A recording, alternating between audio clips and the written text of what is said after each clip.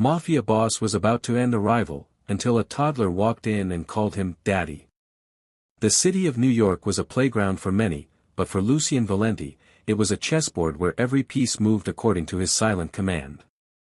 They called him Il Fantasma, the ghost, not because he was a myth, but because by the time you saw his shadow, your fate had already been sealed. At 38, Lucien had perfected the art of being a phantom. He didn't need to raise his voice to be heard. His silence carried more weight than 1,000 screams. When he stepped out of his obsidian-black sedan in front of the city's most exclusive establishments, the air itself seemed to thin. The sidewalk cleared. The doormen, men who had seen presidents and movie stars, bowed their heads in a frantic, silent prayer that they wouldn't catch his steel-gray gaze. Inside the dim, velvet-lined lounges of Manhattan, the effect was even more profound. A room could be roaring with the laughter of the elite and the clinking of crystal, but the moment the heavy oak doors swung open and Lucien's 6 feet 3 inches frame filled the threshold, the sound died a sudden, violent death. He was a mountain of tailored Italian silk and cold, calculated discipline. The faint scar crossing his left eyebrow was the only blemish on a face that looked as though it had been carved from marble, beautiful, yet utterly devoid of warmth. He moved with a predatory grace, his jet-black hair slicked back to perfection, radiating an authority that made the most powerful men in the room feel suddenly, dangerously small. Lucien's reputation was built on a foundation of blood and absolute surgical precision. He was the man the other families called when a problem needed to vanish without a trace, without a witness, and without mercy. He lived by a rigid set of internal laws, a code born from a childhood spent in the gutter of betrayal, which dictated that sentiment was a poison and love was a debt he could never afford to pay. To Lucien, a heart was merely a muscle that pumped blood, it wasn't meant for feeling. His penthouse was a fortress of glass and chrome, overlooking a city he owned but never truly touched. He was a man who lived in the spaces between heartbeats, a shadow that dictated the life and death of the underworld. Tonight, as he stood in the flickering light of a damp warehouse on the docks, he was the personification of that darkness. His hitmen stood like statues in the periphery, their eyes fixed on their boots. No one looked at the ghost when he was working. The man on the floor was weeping, a pathetic sound that usually grated on Lucien's nerves, but tonight, he felt nothing but the familiar, icy vacuum of his own resolve. He raised the sleek black pistol, his thumb resting on the safety. He was a machine, a ghost, a legend of terror. Or at least, he was, until the impossible sound of a toddler's giggle shattered the silence of his empire.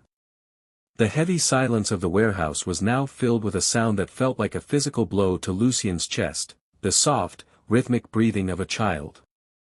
Mincio stood there, her small, ink-stained hand still firmly gripping the fabric of his $5,000 trousers. Her oversized yellow sweater was a neon scream against the grayscale world of concrete and cold steel. Lucien looked down, his thumb still poised on the safety of his weapon, but for the first time in his career, the ghost was paralyzed. "Boss," one of his hitmen whispered, the man's voice cracking with confusion. "Should we take her?" The air in the room turned arctic as Lucien's steel-gray eyes snapped up. "Touch her," he said, his voice a low, lethal vibration, "and you won't live to see the sunrise." The hitman recoiled. Lucien looked back at the man on the floor, the rival who had been seconds away from death. The moment was gone. The ritual of the execution had been defiled by a miracle in a yellow sweater. With a sharp flick of his wrist, Lucien holstered the pistol. "Get out," he commanded the cowering man. "Run before I change my mind."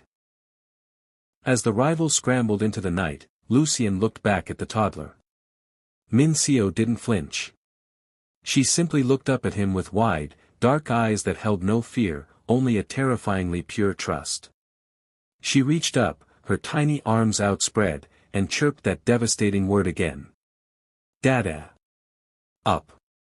Lucien Valenti, the man who had dismantled empires without breaking a sweat, felt a bead of cold perspiration on his neck. He tried to step away, but she lunged forward, her small arms wrapping around his knee with the strength of a drowning person clinging to a lifeline. Every muscle in his body told him to stay detached, to remain the phantom that New York feared, but the warmth of her forehead against his leg was a sensation he couldn't calculate or ignore. 20 minutes later, the ghost arrived at his glass and chrome penthouse in the sky, but he wasn't alone. The elevator doors opened to a living space that looked more like a museum than a home, all sharp edges, white marble, and silence so thick it was suffocating. It was a place where nothing was out of order, and nothing was alive. He set Min-seo down on the white sofa. She looked impossibly small in the vast, sterile room. She looked around, her curious gaze taking in the cold art and the empty kitchen, before she turned back to him and let out a soft, sleepy whimper. Lucien stood in the center of his fortress, his hands buried in his pockets to hide the fact that they were shaking. He had survived hits, betrayals, and poverty, but as he stared at the little girl in the yellow sweater, he realized he had no idea how to survive the night. The penthouse was silent, save for the hum of the climate control and the soft, rhythmic breathing of the child who had just upended Lucien's world. Min-seo had finally succumbed to exhaustion, curled into a small ball on the vast expanse of the white leather sofa. Against the clinical perfection of the room, she looked like a fallen petal in a desert of salt. Lucien stood over her, his jacket discarded, his silk sleeves rolled up to reveal forearms corded with tension. He was a man who lived by facts and calculated risks, yet nothing about this situation added up. As he reached out to adjust the throw blanket, a movement that felt alien to his calloused hands, a flash of gold caught the recessed lighting. Tangled in the knit of her oversized yellow sweater was a delicate chain. With the steady hands that had never missed a mark, Lucien carefully untangled the jewelry. It was a heart-shaped locket, worn thin at the edges as if it had been held frequently. His thumb found the hidden catch, and the tiny door clicked open. The air left his lungs as if he'd been struck. Staring back at him from the grainy, circular photograph was a face he had spent 5 years trying to erase from his memory. Hannah. She was laughing, her dark hair caught in a breeze, her eyes glowing with a warmth that had once threatened to melt the ice in his veins. She was the only person who had ever seen past Il Fantasma to the boy who had survived the gutters of Naples. 5 years ago, he had sent her away, convinced that his world would eventually swallow her whole. He had chosen his empire over her heart, believing it was an act of mercy. He looked from the photo to the sleeping toddler. The soft curve of Min-seo's jaw, the stubborn set of her brow, the way her dark lashes fanned against her cheeks, it was an undeniable mirror of the woman in the locket.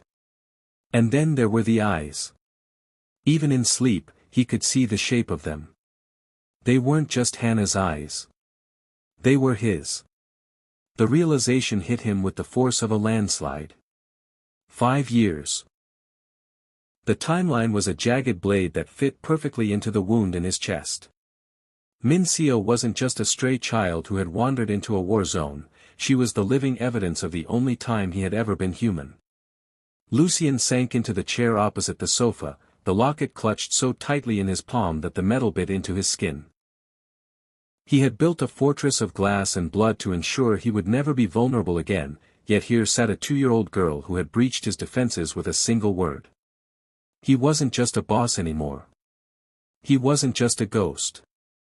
As the moonlight crawled across the marble floor, Lucien Valenti realized he was something far more dangerous, and far more terrified. He was a father. The clock on the dashboard of the armored SUV read 3:14 a.m. as it pulled into the parking lot of a 24-hour supermarket in Queens. Lucien sat in the back, his jaw tight, staring at a crying Min-seo. She wasn't just whimpering anymore, she was hungry, her small face flushed a frantic pink. The ghost had faced down federal indictments and rival hits without blinking, but the sound of a hungry toddler was a weapon he had no defense against. Inside. Now, Lucien commanded. The automatic doors hissed open, and the graveyard shift clerk nearly fell off his stool. Into the fluorescent-lit aisles marched a phalanx of the most dangerous men in New York. Lucien led the way, his black wool coat sweeping the linoleum, while 4 massive bodyguards in charcoal suits fanned out behind him. They looked like they were storming a high-security vault, but their objective was much more elusive: the baby aisle. "Marco, find the milk." "The organic kind," Lucien barked, his eyes scanning the shelves with tactical intensity. "Enzo, what size is size 4? Enzo, a man who had spent 3 years in Sing Sing for racketeering, stood frozen in front of a wall of pastel-colored packaging. He held a bag of diapers as if it were a live grenade. "Boss, it says 10 to 15 kilograms. I don't know the conversion." "Figure it out." Lucien snapped. He grabbed a glass bottle of premium milk, his $50,000 Patek Philippe flashing under the hum of the grocery store lights. The scene was absurd. A 6 feet 3 inches Mafia Don was meticulously reading the nutritional labels on jars of mashed peas, while his lead enforcer tried to look natural by standing guard over a display of plush teddy bears, his hand instinctively resting on the concealed holster beneath his jacket. Shoppers, the few insomniacs and night shift workers present, steered their carts wide, sensing the lethal energy radiating from the group, even as Lucien struggled to open a child-proof container of wet wipes. "Dada," Mincio sobbed from the stroller they had commandeered. Lucien dropped a jar of peaches. It shattered on the floor, the sticky orange syrup pooling around his polished Italian loafers. He didn't even flinch. He knelt in the mess, ignoring the ruin of his shoes, and pressed a cool, damp cloth to the girl's forehead. "I'm here," he whispered, his voice losing the jagged edge of the underworld. "I'm right here." By the time they reached the checkout, the cart was overflowing with every stuffed animal, bottle, and snack within a 10-aisle radius. Lucien tossed a stack of $100 bills onto the counter, not waiting for the change. As they exited the store, the ghost was no longer just a shadow in the night, he was a man carrying a heavy bag of diapers in one hand and a sleeping girl in the other. The fortress was still standing, but the man leading the army was beginning to realize that his most important mission didn't involve a gun, it involved a bedtime story. The high table of the 5 families didn't meet in warehouses or back alleys, they met in the soundproofed basement of a Michelin-starred steakhouse in Midtown, surrounded by vintage wine and the stench of old power. When Lucien entered, the air didn't just chill, it curdled. Usually, his presence commanded a terrified reverence, but tonight, the faces around the mahogany table held a different expression: predatory amusement. "Sit, Lucien," barked Moretti, the eldest Don, whose wrinkled hands trembled with age but still held the strings of the city's docks. "We heard you've taken up a new hobby. Childcare." A low ripple of dark laughter went around the room. Lucien didn't sit. He stood at the head of the table, his overcoat still dusted with the morning's rain, his expression a mask of frozen granite. "My personal life is not a matter for the council," he said, his voice a low, dangerous hum. "It becomes our matter when the ghost is spotted buying stuffed rabbits in Queens at 4 in the morning, Moretti snapped, slamming a grainy surveillance photo onto the table. It showed Lucien, the most feared man in New York, awkwardly clutching a plush elephant while Mincio gripped his hand.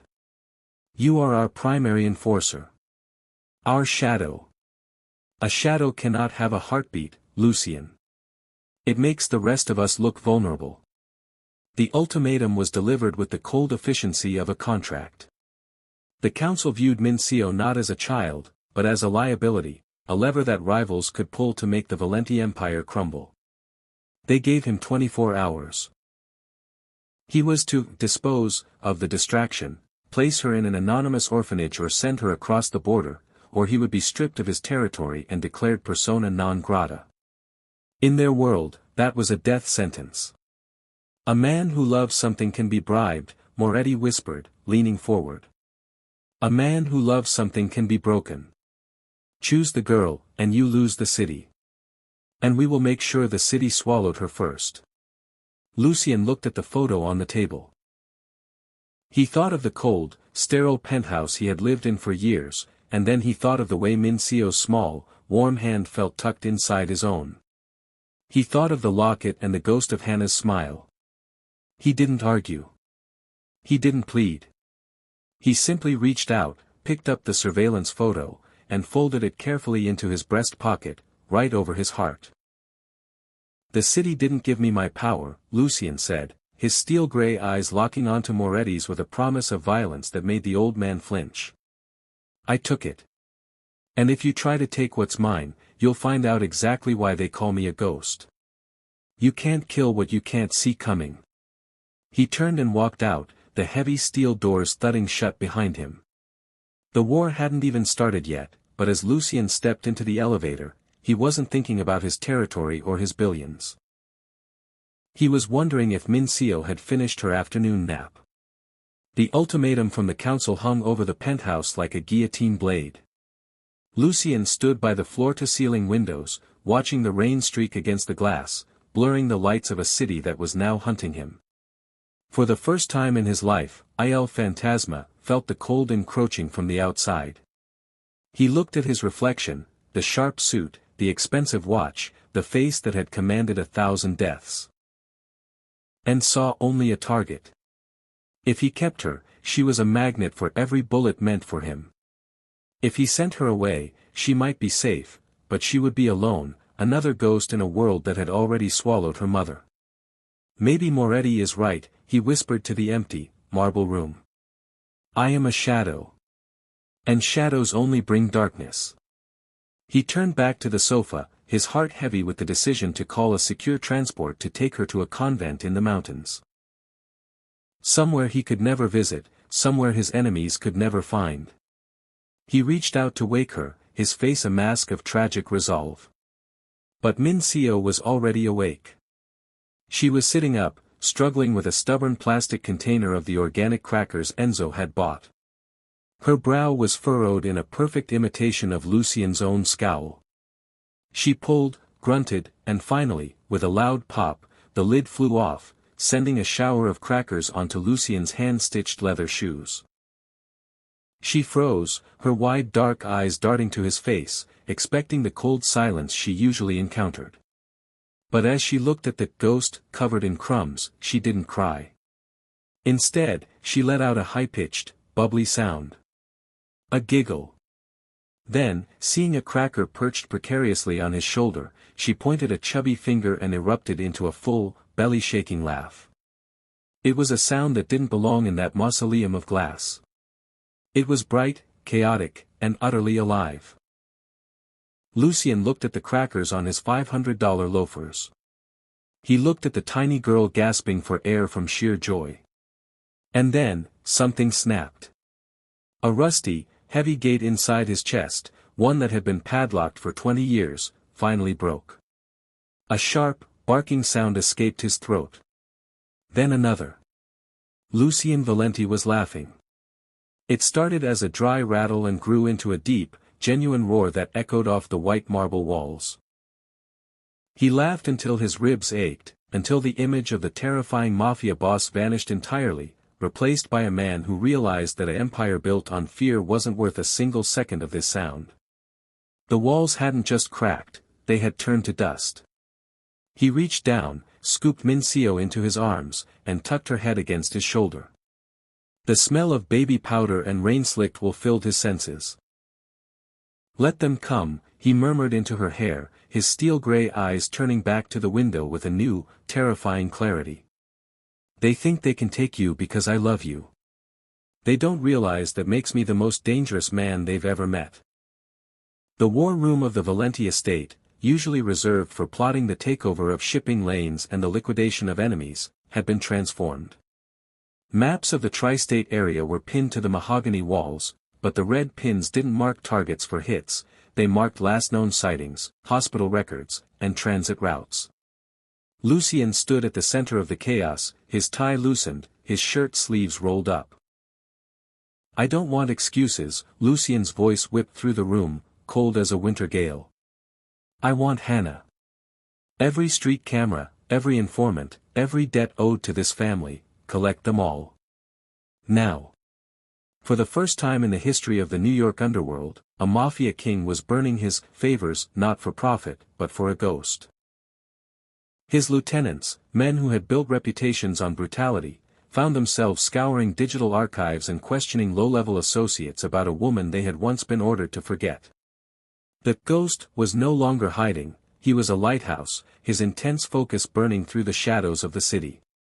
By midnight, Enzo entered the room, his face pale. He dropped a thick folder onto the desk.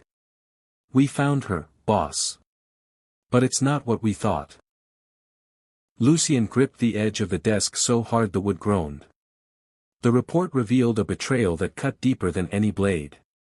Hannah hadn't disappeared 5 years ago because she stopped loving him. She had been intercepted by the Moretti family, the very men Lucien had served with cold loyalty. They had recognized her as his only true vulnerability and had kept her in a gilded cage, a private sanitarium upstate, hidden behind layers of shell companies and bribed doctors. They hadn't killed her. They had kept her as the ultimate insurance policy, a lever to be used if the ghost ever turned against them. Mincio had only escaped because a sympathetic nurse, sensing the council's plan to move Hannah to a more permanent silence, had smuggled the child out with the locket and instructions to find the man in the black suits at the Golden Palm. Lucien stared at the grainy photograph of a gray stone building surrounded by iron fences. The rage that filled him wasn't the hot, impulsive anger of a young soldier. It was the glacial, absolute fury of a man who realized his entire life of service had been a lie. They had stolen 5 years of his daughter's life. They had stolen the woman who made him feel human. "Moretti thinks he has leverage," Lucien whispered, his steel-gray eyes turning to liquid nitrogen. He looked over at the corner of the room where Mincio was curled up on a chair, clutching a stuffed elephant. He didn't call for a hit squad. He didn't call for a negotiation. He reached for his jacket and checked the weight of the spare magazine in his pocket. "Enzo, get the cars. We're going to get her back. And then, we're going to burn the table to the ground."